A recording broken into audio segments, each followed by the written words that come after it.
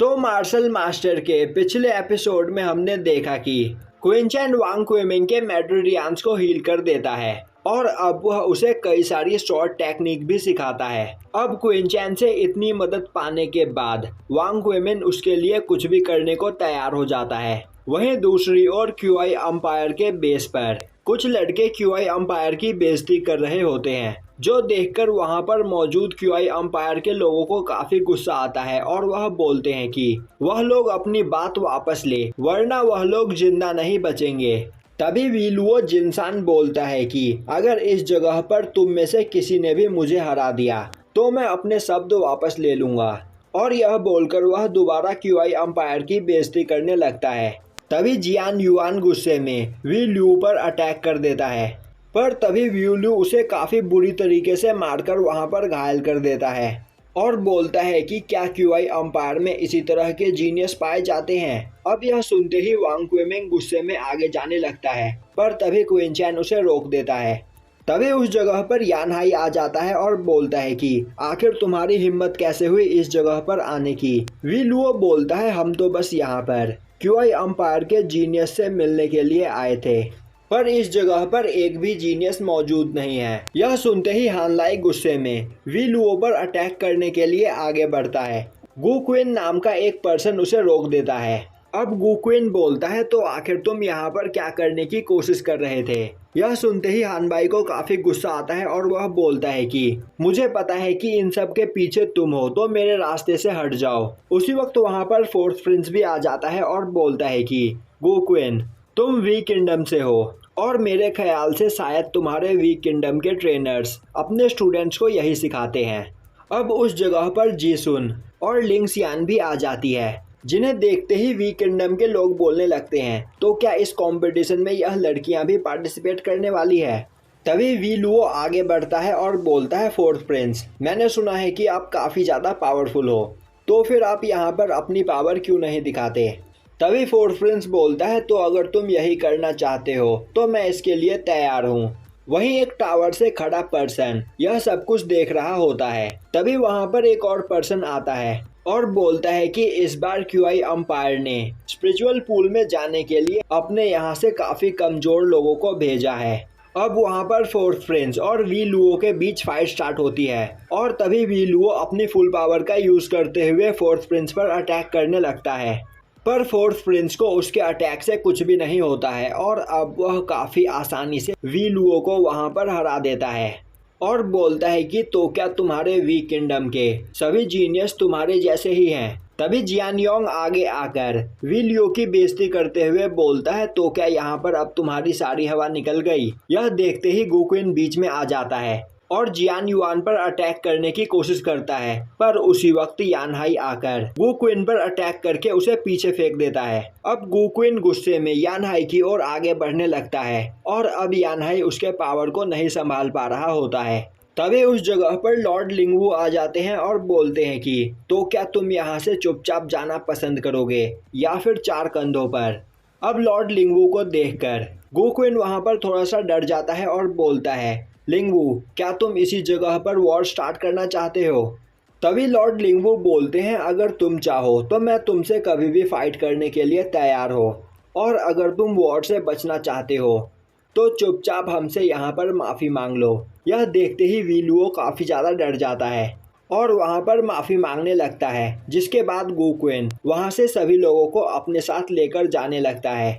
तभी जियान युआन भागते हुए जाकर वी लुओ को एक किक करता है और बोलता है कि अब तो तुम्हें समझ में आ ही गया होगा कि तुम किस टाइप के जीनियस हो। उसी जगह टावर पर खड़े लोग यह सब कुछ देख रहे होते हैं और बोलते हैं कि यह लिंगवू काफ़ी ज़्यादा एरोगेंट पर्सन है।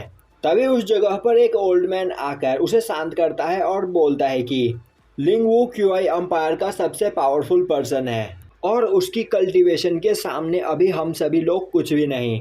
तो अगर तुमने यहाँ पर कुछ भी उल्टा सीधा करने की कोशिश की तो हम सभी को पछताना पड़ेगा।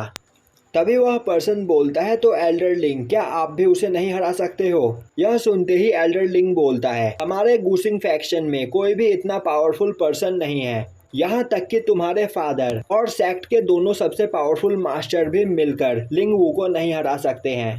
वहीं दूसरी ओर लॉर्ड लिंगवू वहाँ पर सभी से बोल रहे होते हैं कि इस 5 किंगडम टूर्नामेंट के दौरान तुम सभी लोगों को वीक किंगडम से सावधान रहने की जरूरत है और गूसिंग फैक्शन के डिसाइपल्स के भी इरादे मुझे ठीक नहीं लग रहे हैं। यह सुनकर युआन हाई सोचने लगता है कि गूसिंग फैक्शन इस जगह का सबसे बड़ा सेक्ट है और अगर उसने इस जगह पर वीक किंगडम से हाथ मिला लिया है तो हमारे लिए एक काफ़ी बड़ी प्रॉब्लम क्रिएट हो गई है।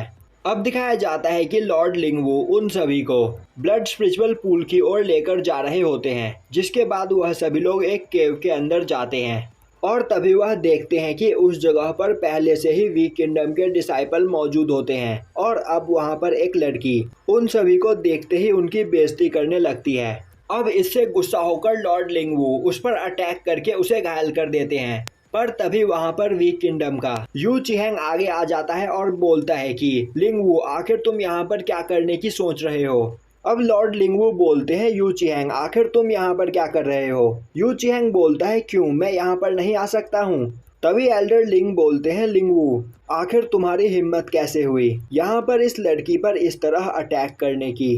तभी लॉर्ड लिंगवू बोलते हैं इससे तुम्हारा कुछ भी लेना देना नहीं है, तो तुम इस मामले से दूर रहो। तभी एल्डर लिंग बोलता है मैं तो बस यहाँ पर पीड़ित का पक्ष ले रहा हूँ और क्या मेरा यह करना गलत है।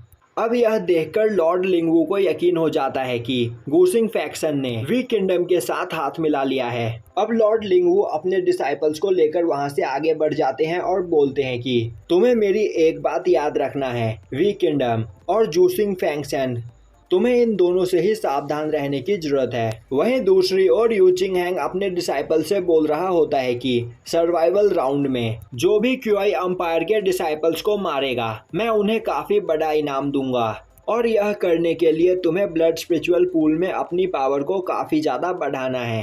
तभी एल्डर ली यू चिहेंग के पास जाकर बोलता है और तुम्हारे साथ इस बार मैं हूँ और हम दोनों मिलकर क्यूआई अंपायर को इस बार पिछली बार से भी बुरी तरीके से हराएंगे।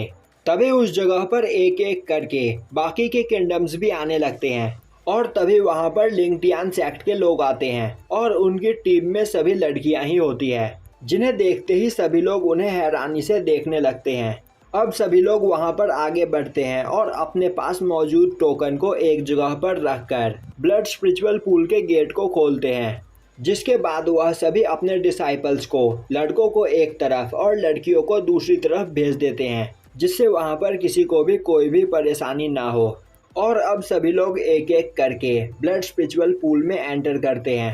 अब क्विंचन आगे बढ़कर ब्लड स्पिरिचुअल पूल के अंदर जाता है और वहां की स्पिरिचुअल पावर को देखकर वह काफ़ी ज़्यादा हैरान होता है और सोचने लगता है कि इस जगह पर प्रैक्टिस करके वह अपनी मार्शल आर्ट बॉडी को और भी ज़्यादा स्ट्रांग बना सकता है। और अब वह उस लिक्विड में धीरे धीरे आगे बढ़ने लगता है। वहीं वह जैसे जैसे गहराई में जा रहा होता है वैसे वैसे ही उस जगह की स्पिरिचुअल पावर बढ़ती जा रही होती है। वहीं पर कमज़ोर लोग ब्लड स्पिरिचुअल पूल में ज़्यादा अंदर नहीं जा पा रहे होते हैं, पर क्विंचन की बॉडी काफ़ी ज़्यादा स्ट्रांग होती है और इसी वजह से वह काफ़ी ज़्यादा गहराई में चला जाता है। और तभी उसे वहां पर किसी के आने की आवाज़ सुनाई देती है, जिसे सुनकर वह उससे आगे बढ़ जाता है और तभी वहां पर क्वीन फैंग आता है। अब क्वीन फैंग भी काफ़ी ज़्यादा गहराई में आ चुका होता है और अब वह इससे आगे नहीं जा सकता था, जिस वजह से वह उसी जगह पर खड़ा होकर उस लिक्विड की पावर को अपने अंदर एब्जॉर्ब करने लगता है। और तभी उस जगह पर वी किंगडम और गूसिंग फैंगसन के वह दोनों पर्सन पहुंच जाते हैं और क्वीन फैंग को देखकर वह उस पर अटैक करने की कोशिश करते हैं, पर तभी दूसरा पर्सन उसे रोक देता है और बोलता है कि हम इस जगह पर फाइट नहीं कर सकते हैं, क्योंकि हमारे फाइट करने से यहाँ का फॉर्मेशन ट्रिगर कर सकता है, जिससे हमें प्रॉब्लम हो सकती है। और अब यह सोचकर वह उसी जगह पर रुक जाते हैं और उस लिक्विड की पावर को अपने अंदर एब्जॉर्ब करने लगते हैं। दूसरी ओर क्विंचन उससे भी ज़्यादा गहराई में जा चुका होता है और अब वह उस लिक्विड के अंदर बैठकर उसकी पावर को एब्जॉर्ब करने लगता है और यहीं पर यह एपिसोड ख़त्म हो जाता है।